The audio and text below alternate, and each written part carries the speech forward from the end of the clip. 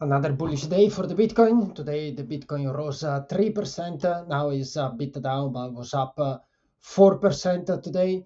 And if we check the Bitcoin related stocks, so crypto mining stocks like Mara is still undervalued according to my model by 17%. And the distance from the 52 weeks high is 55%. MicroStrategy rose a lot in the last week, rose 27%, but is slightly overvalued. We can say that is like a fairly priced. If we have a look to the Mara chart, this is like the daily candle. As you can see, is reaching the 200 SMA, and it just crossed the upper Bollinger Band.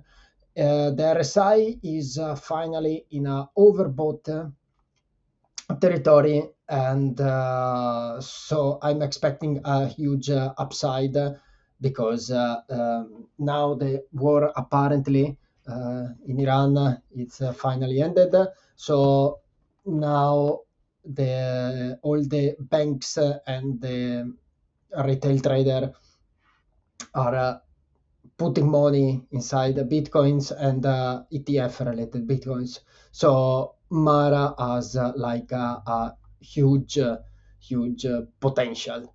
If we have a look to the MicroStrategy stock, it just crossed the upper Bollinger Bands. Today strategy is up 10%, and it's finally as well the RSI is the overbought territory. We go back to the Mara stock and we check the finance. So the Piotrowski score is weak for Mara, and as well the Altman score is like in a distress zone. Mara doesn't have a positive cash flow, and the DCF upside is minus 160%. So is a really risky stock. If we have a look to strategy, the Piotrowski score is weak, is 2 up to 9, and the Altman score is in the gray area. The stock it doesn't have like a free cash flow, a free positive cash flow. However, the medium Bitcoin balance is basically the Bitcoin average is of strategy is around 75,000. So, and the Bitcoin today is $77,000. So we can say that is if the Bitcoin stay above the 75,000 zone, I'm assuming that the strategy stock will be safe. So I invest quite a lot in strategy and Mara. So I'm quite, like, I'm not saying I'm concerned, but I have a lot of expectations in the next 3 months. So these are like the upcoming earnings. So United Health as analysts are expecting a huge gains by like United Health. So the revenue and the EPS are like quite high. And then another mention is Tesla, Intel, Robinhood. Robinhood rose a lot in the last week, rose something like 20%. Boeing is everything is up basically as well. Boeing, so we will keep like the earnings like monitored. These are like previous earnings. So Netflix basically moved around 10% yesterday post market at the earnings, and he beat the earnings, but with the Warner Bros. Like a dispute. Basically, there was like a the EPS upside wasn't so the estimate, the real estimate without the Warner Bros. The missed deal was like a 0.5, but the actual is 1.3. So investors, they are not really like had a positive reaction, even because a founder apparently is leaving Netflix. So I'm expecting Netflix to fall in the next week. That's what I'm expecting, but is still far away from the 52 weeks high. Another stock that basically these tabs are like recent earnings, so only symbols reported within the last 13 days. So the recent earnings are like Morgan Stanley that rose 2%, Bank of America, ASML is down 7%, and JP Morgan 2.5%. Johnson & Johnson is like the earnings didn't affect at all Johnson & Johnson or Goldman Sachs.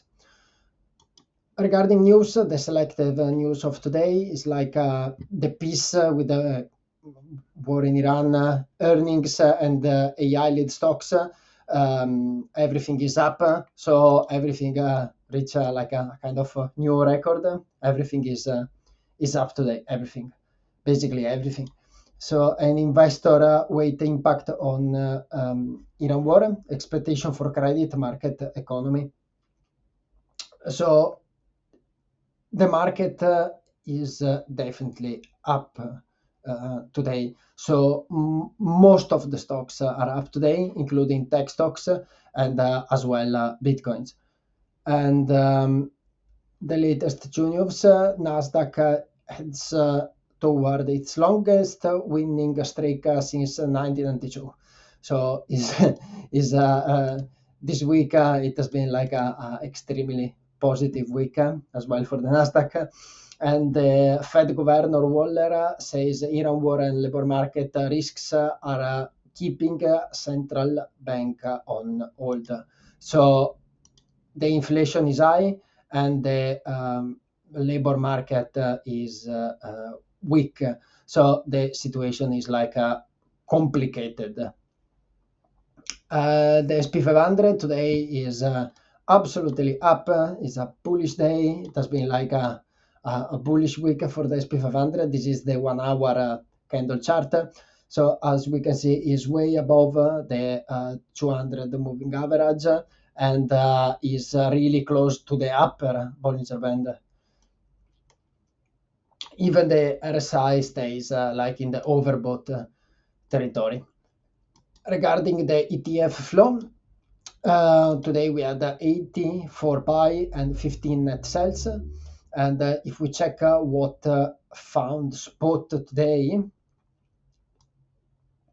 two funds bought Corning, the common stock, and the Wells Fargo, Meta, Starbucks, United Health, ExxonMobil, Microsoft, Broadcom, again Applied Material, like yesterday, Carrier Global, and General Electric.